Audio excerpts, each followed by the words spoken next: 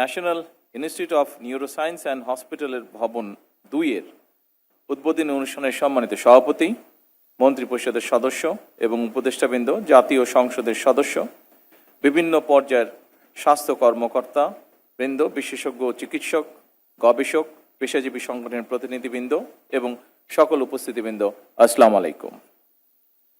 আধুনিক স্বাস্থ্য ব্যবস্থার লক্ষ্য কেবল অবকাঠামো ও প্রযুক্তির সম্প্রসারণ নয়, বরং উন্নত প্রযুক্তি, দক্ষ মানব সম্পদ, সুশাসন এবং সময়োপযোগী নীতির সমন্বয়ের মাধ্যমেই দেশের প্রতিটি মানুষের জন্য সহজলভ্য, সাশ্রয়ী এবং মানসম্মত চিকিৎসা সেবা নিশ্চিত করাই মূল লক্ষ্য। উপস্থিতিবৃন্দ, আমি বিশ্বাস করতে চাই আজ 500 শয্যা বিশিষ্ট national institute of neuroscience and hospital ভবন 2-এর এই শুভ উদ্বোধনের মাধ্যমে আমরা সেই লক্ষ্য অর্জনের পথে একটি ধাপ এগিয়েছি। আজ এই হাসপাতালটির আরেকটি নতুন ভবন উদ্বোধন হল। 2006 সালের 23 অক্টোবর এই হাসপাতালের ভিত্তিপ্রস্তর স্থাপন করেছিলেন সাবেক প্রধানমন্ত্রী মরহুমা বেগম খালেদা জিয়া। সময়ের প্রয়োজনে আরও আধুনিক সুযোগ সুবিধা নিয়ে আজ এই হাসপাতালের আকার আয়তনে আরও বড় রূপ ধারণ করল। আমি প্রথমে এই হাসপাতালের সঙ্গে সংশ্লিষ্ট স্বাস্থ্য কর্মকর্তা, চিকিৎসক, নার্স, হেলথ টেকনিশিয়ান সহ সকল হাসপাতালের সঙ্গে সংশ্লিষ্ট প্রতিটি মানুষকে আন্তরিকভাবে ধন্যবাদ জানাতে চাই।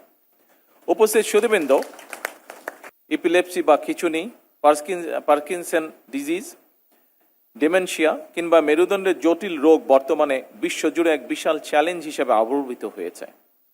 আমাদের দেশে এ ধরনের আধুনিক এবং বিশেষিত চিকিৎসার চাহিদা প্রতিনিয়ত বেড়েই চলেছে।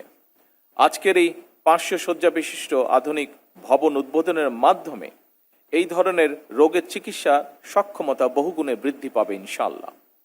আধুনিক আইসিকিউ, অপারেশন থিয়েটার, আধুনিক ডায়াগনস্টিক সুবিধা এবং বিশেষায়িত ওয়ার্ডের সমন্বয় গঠিত এই নতুন ভবন কেবল রোগী ভর্তির ধারণ ক্ষমতাকেই বাড়াবে না, একই সাথে চিকিৎসা, গবেষণা এবং উচ্চতর শিক্ষার ক্ষেত্রে এক বিরাট মাইল ফলক হিসেবে কাজ করবে বলে আমি দৃঢ়ভাবে বিশ্বাস করি।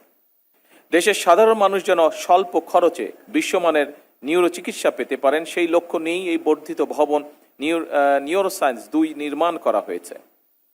আধুনিক চিকিৎসা প্রযুক্তি, অতিরিক্ত বেড এবং দক্ষ জনবলের সমন্বয়ে গড়ে তোলা এই ব্যবস্থা দেশের হাজারো রোগীর জন্য নিঃসন্দেহে আশার আলো বয়ে আনবে। উপস্থিত সুধীবৃন্দ, শুধু প্রযুক্তি থাকলে একটি স্বাস্থ্য ব্যবস্থা উন্নত হয় না, এর সঙ্গে মানসিকতা অত্যন্ত গুরুত্বপূর্ণ। কারণ প্রযুক্তি রোগ শনাক্ত করতে পারে, কিন্তু রোগীর ভয়, উদ্বেগ এবং মানসিক কষ্ট বুঝে তাকে আশ্বস্ত করার ক্ষেত্রে চিকিৎসকদের মানবিক আচরণের বিকল্প নেই। একথা আমরা সকলে উপলব্ধি করি।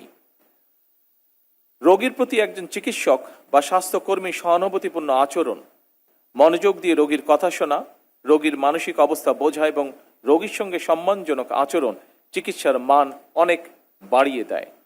তবে একই সঙ্গে আমাদের এটিকে অবশ্যই মনে রাখতে হবে, চিকিৎসা সেবা এবং চিকিৎসা পরিবেশ নির্ভীক করতে সকল দায় দায়িত্ব চিকিৎসকের একক নয়, বরং আমি মনে করি চিকিৎসক, রোগী এবং রোগীর উদ্বিগ্ন স্বজন, এই 3টি পক্ষের মধ্যে পারস্পরিক আস্থা, সম্মান এবং সহানুভূতির সম্পর্ক বজায় থাকা অত্যন্ত জরুরি।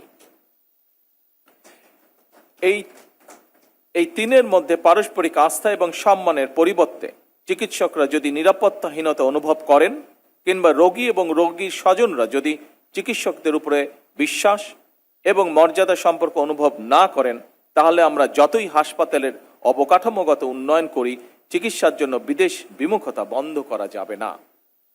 উপস্থিত সুধীবৃন্দ, বর্তমান সরকার স্বাস্থ্যের অধিকার কেবল মৌলিক অধিকারই নয়, এটি একটি জাতির অর্থনৈতিক এবং সামাজিক উন্নতির চাবিকাঠি বলে মনে করে।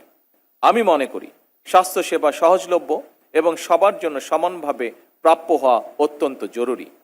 উন্নত চিকিৎসা যদি শুধু শহরের বিত্তবান মানুষের মধ্যে সীমাবদ্ধ থাকে, তাহলে সেটিকে পূর্ণাঙ্গ আধুনিক স্বাস্থ্যসেবা বলা যাবে না। সুতরাং প্রত্যন্ত অঞ্চলের মানুষ, দরিদ্র জনগোষ্ঠী এবং প্রান্তিক মানুষের কাছে সাশ্রয়ী ও মানসম্মত চিকিৎসা পৌঁছে দেওয়ার লক্ষ্যে বর্তমান সরকার বিভিন্ন পদক্ষেপ গ্রহণ করছে। প্রত্যন্ত অঞ্চলের একজন রোগী যাতে যে কোনো চিকিৎসার জন্য প্রচুর অর্থ ব্যয় করে রাজধানীতে আসতে না হয়, এজন্য সরকার হেলথ কার্ডের মাধ্যমে একটি আধুনিক ও কার্যকর রেফারেন্স সিস্টেম গড়ে তোলার পাশাপাশি চিকিৎসা সুবিধা মানুষের দোরগোড়ায় পৌঁছে দেওয়ার জন্য কাজ শুরু করেছে। এরই অংশ হিসাবে একদিকে দেশের প্রতিটি ইউনিয়নে পূর্ণাঙ্গ প্রাইমারি হেলথ কেয়ার ইনস্টিটিউট প্রতিষ্ঠার কাজ চলমান রয়েছে। অপরদিকে বর্তমান সরকারের মেয়াদকালেই ইনশাল্লাহ পর্যায়ক্রমে প্রতিটি উপজেলা হাসপাতালকে 151 শয্যা বিশিষ্ট হাসপাতালে উন্নীত করা হবে ইনশাল্লাহ। উপস্থিত সুধীবৃন্দ, আজকে শিশুরাই আগামীর ভবিষ্যৎ। সুস্থ আগামী বিনির্মাণের লক্ষ্যে শিশুদের শিক্ষা ও স্বাস্থ্যের প্রতি বিশেষ নজর দেওয়া আমাদের সকলের দায়িত্ব এবং কর্তব্য বলে আমি দৃঢ়ভাবে বিশ্বাস করি। সেদিকে লক্ষ্য রেখে বর্তমান সরকার শিশুদের জন্য নতুন শিক্ষা কারিকুলাম প্রণয়ন করছে। একইভাবে শিশু স্বাস্থ্যের প্রতিও সরকার বিশেষভাবে নজর দিয়েছে। এরই অংশ হিসাবে খুলনা, বরিশাল, রংপুর ও রাজশাহী বিভাগ এবং কুমিল্লা জেলায় একটি করে 200 শয্যা বিশিষ্ট বিশেষায়িত শিশু হাসপাতাল চালু করার কাজ শুরু করেছে। সরকার ইনশাল্লাহ আগামী অক্টোবর মাসে এই একযোগে এই 5টি বিশেষায়িত শিশু হাসপাতাল চালু করতে সক্ষম হবে ইনশাল্লাহ। উপস্থিত সুধীবৃন্দ, জাতীয় বাজেটে স্বাস্থ্য খাতে এ যাবৎকালে সর্বোচ্চ বেশি বরাদ্দ দিয়ে বর্তমান সরকার প্রমাণ করেছে সরকার সুস্বাস্থ্যের বাংলাদেশ গড়তে চায়। এটি স্রেফ একটি স্লোগান নয়, বরং সরকার দেশে একটি কার্যকর ব্যবস্থা গড়ে তুলতে চায় যাতে করে মানুষ দেশের ভেতরেই সকল রকমের স্বাস্থ্য সেবা পায়।